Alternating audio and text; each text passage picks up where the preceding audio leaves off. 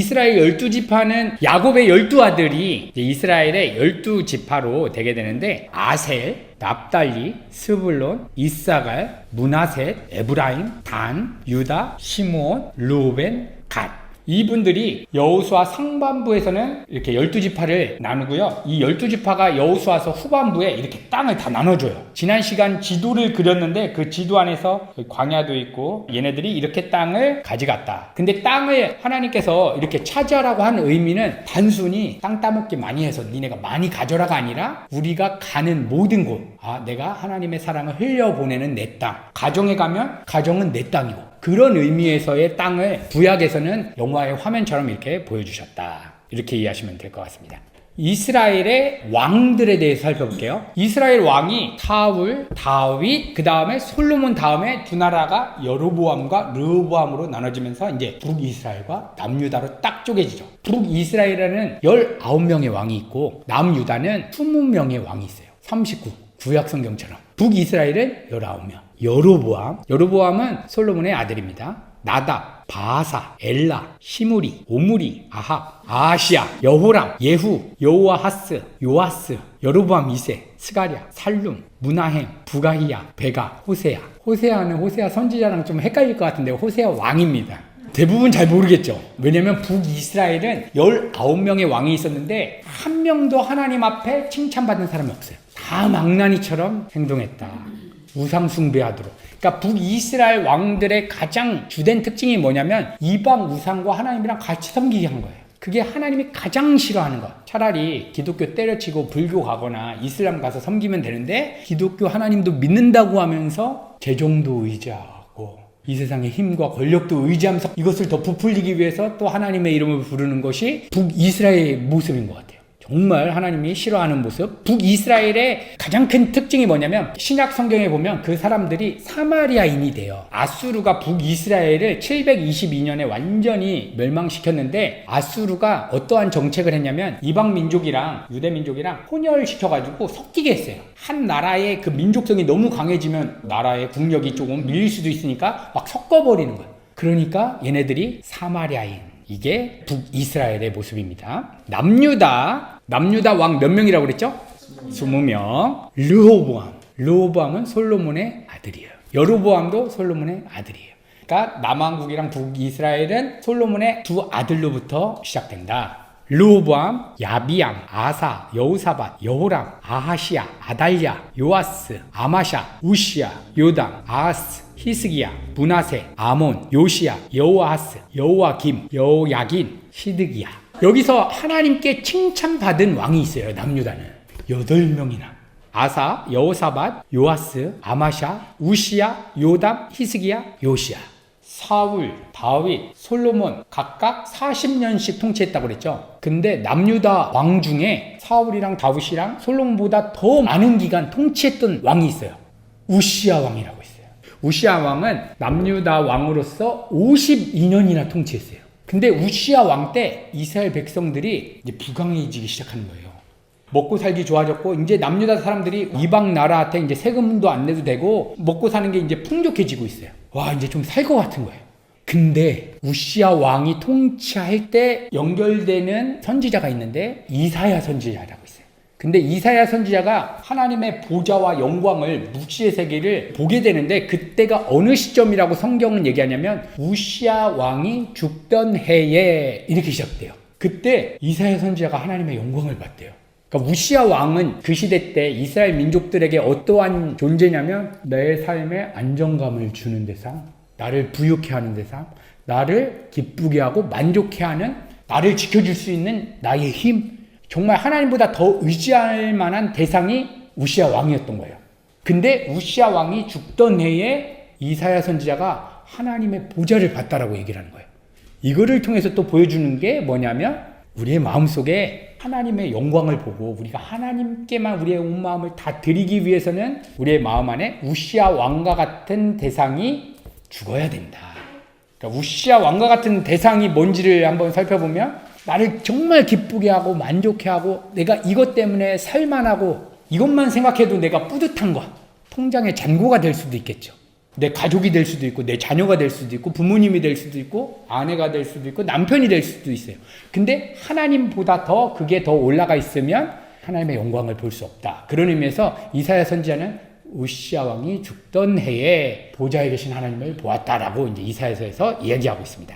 이렇게 다시 한번 정리하면 북이스라엘과 남유다는 솔로몬의 두 아들로부터 시작된다. 여로보암과 르호보암. 북이스라엘엔 19명의 왕이 있었다. 19명 다 하나님께 칭찬을 받지 못했다. 하나님과 우상신을 혼합해서 섬겼다. 남유다에 20명의 왕이 있었는데 그 중에 8명만 칭찬받았다. 그 중에 사울, 다윗, 솔로몬보다 더 많은 기간 왕의 자리에 있었던 사람이 우시야 왕이다. 그 시대 때 이스라엘 백성들이 배가 불러지고 만족감이 오고 삶의 풍요가 주어지는데 우시야 왕이 딱 죽었을 때에 이사야 선지자는 하나님의 보좌를 보았다라고 이렇게 연결하고 있다. 그 다음에 이제 구약시대 때 활동했던 선지자들이 있어요. 선지자 중에 우리가 잘 아는 사람 다니엘, 이사야 선지자, 학개, 스가랴, 말라기 뭐 이렇게 많이 있어요. 근데 이 사람들 중에 성경을 안 적은 선지자들도 있겠죠. 성경을 안 적은 선지자들까지 다 따지면 39명. 이스라엘 왕, 남유다와 북이스라엘 다 합치니까 39명이고 선지자, 성경 안 적은 사람까지 다 따지면 39명이다. 근데 그 선지자 중에 사무엘도 있어요. 그러니까 사무엘은 사사도하고 선지자 역할도 한 거예요. 그 다음에 선지자 중에서도 남유다나 북이스라엘에서 사역했던 선지자 위에 이방 나라에서 선교사처럼 사역했던 선지자들도 있어요. 어떤 나라가 있냐면 에돔, 아수르. 이 두 나라에는 하나님께서 3명의 선지자를 파송했어요. 에돔에는 오바댜, 아수르에는 누구 보냈을까요? 요나. 그 다음에 나훔. 이제 성경을 적은 선지자들을 한번 이름을 불러드릴게요. 오바댜는 에돔에 대한 예언을 했어요. 요엘, 남유다, 요나는 아수르, 아모스, 북이스라엘, 호세야, 북이스라엘, 미가, 남유다, 이사야, 남유다, 나훔, 아수르, 스바냐, 남유다, 예레미야, 남유다, 하박국, 남유다, 다니엘, 바벨론, 에스겔, 바벨론, 예레미야, 애가, 남유다, 학개, 남유다, 스가랴, 남유다, 말라기, 남유다. 여기서 굵직굵직한 선지자만 살펴보겠습니다. 요나, 물고기에 빠졌다가 거기서 토해져 나오고, 이거를 예수님께서 신약에 딱 오셔가지고 기적을 굉장히 많이 베푸셨거든요. 근데 이스라엘 백성들이 막 몰려드는 거예요. 예수님께서 물고기 2마리랑 빵 5개로 기가 막히게 기적을 베푸니까 수많은 무리들이 딱 몰려오니까 예수님께서 피해가지고 숨으시면서 뭐라고 얘기하냐면 내가 보여줄 표적은 요나의 표적밖에 없다. 이렇게 얘기를 하는 거예요. 요나의 표적이 상징하는 게 뭐냐면 예수님께서 십자가에 죽으시고 사흘 만에 다시 부활하실 거예요. 그래서 기독교의 상징이 익투스라고 해서 물고기 모양으로 뭐 예전에도 뭐 한국에 기독교 방송 막 나갔을 때 물고기 모양 차 뒤에 이렇게 붙이신 분들도 많이 계시고 아파트에 붙이신 분들도 많이 계시고 그 익투스가 뭐를 상징하냐면 요나의 물고기를 상징해요. 요나의 물고기는 뭐를 상징하느냐? 예수님께서 십자가에 죽으시고 다시 부활하실 것. 이게 요나 선지자의 가장 핵심적인 그런 내용이 될 것 같아요. 그 다음에 호세아 선지자. 호세아 선지자는 하나님께서 누구랑 결혼하라고 했냐면 창녀랑 결혼하라고 했어요. 음란한 여인이랑 결혼해서 애를 많이 낳아라. 근데 호세아 선지자가 순종했을까요? 하나님 저는 도저히 안 되겠어요. 저는 그래도 연예인급 아니면 도저히 안 되겠어요. 이렇게 얘기했을까요? 와, 순종했어요. 창녀랑 결혼했는데 애를 막 낳았어요. 애 이름도 완전히 저주받는 이름으로 막 적어졌어요. 왜 하필이면 하나님께서 호세아 선지자를 그런 음란한 여인과 결혼하라고 했을까요? 북이스라엘 백성들이 그 영적인 상태가 호세아 선지자가 창녀랑 결혼할 만큼 그렇게 부패해 있었다. 이것을 상징적으로 보여주고 있어요. 호세아 선지자가 이제 음란한 여자 창녀랑 결혼해서 아기들을 많이 낳는데 이 창녀 고멜 자매님이 또 집 나가서 딴 살림을 차리는 거예요. 근데 하나님이 가서 데리고 와서 또 살아. 그러니까 이 고멜이 상징하는 사람이 누구냐면 이스라엘 백성들 그리고 우리 하나님의 백성들. 하나님만을 사랑해야 되는데 또 딴 사람 사랑해. 또 하나님께 회개하고 돌아갔는데 또 이 세상 걸 또 추구하는 그러한 영적인 상태를 보여주는 거예요. 호세아 선지자는 왜 그러면 저주받듯이 왜 이러한 일을 감당해야 되느냐? 우리 하나님의 백성들은 하나님의 마음을 품고 썩어있는 지역에 들어가서 하나님의 마음을 품고 살아야 된다는 것을 호세아 선지자를 통해서 상징적으로 보여주고 있어요. 호세아라고 하는 이름, 그거를 이제 헬라어로 바꾸면 예수스, 예수님을 상징해요. 그러니까 호세아 선지자는 예수 그리스도, 창녀 고멜은 하나님의 백성들. 그러니까 우리가 영적으로 선악과를 따먹고 하나님 말고 다른 것을 사랑하고 추구하는 영적인 가능. 그러니까 이런 성경을 보면서 이놈만 나쁜 놈이야가 아니라 내 안에도 이런 모습은 있지 않을까? 그래서 우리 기독교에서 가장 경계해야 되는 것 중에 타인들의 악행을 볼 때 먼저 돌을 던지기 전에 내 안에도 그렇게 악한 죄의 본성은 있지 않을까? 함부로 동성애자들은 완전히 막 지옥 가야 된다든지 사기치고 가늠한 사람 막 지옥 가야 된다든지 이렇게 얘기하기 전에 내 안에도 그런 죄는 있지 않을까? 먼저 돌아봐야 되는 거예요. 근데 많은 사람들이 그냥 돌로 그냥 찍는 거예요. 근데 예수님이 가늠하다가 잡힌 여인, 율법의 법으로는 그 사람 돌로 쳐서 죽여야 되는 건데 돌 딱 들고 있으니까 예수님께서 죄 있는 자가 먼저 돌 들고 쳐라 하니까 다 도망간 거예요. 그러니까 우리가 타인들의 악행을 볼 때는 내가 먼저 돌아가야 되겠다. 내가 저들을 위해서 기도해 줘야 되겠다. 이러한 마음 자세가 정말 중요한 것 같습니다. 그 다음에 이사야 선지자, 굉장히 유명한 이사야 선지자.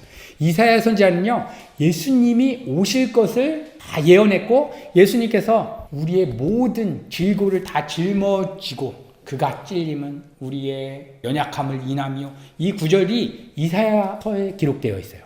그러니까 이사야 선지자는 예수님이 오시고 십자가에서 우리의 모든 죄와 연약함을 위해서 대신 주어주실 것을 다 예언했는데, 이사야서는 굉장히 독특한 면이 있는데 66장으로 구성되어 있어요.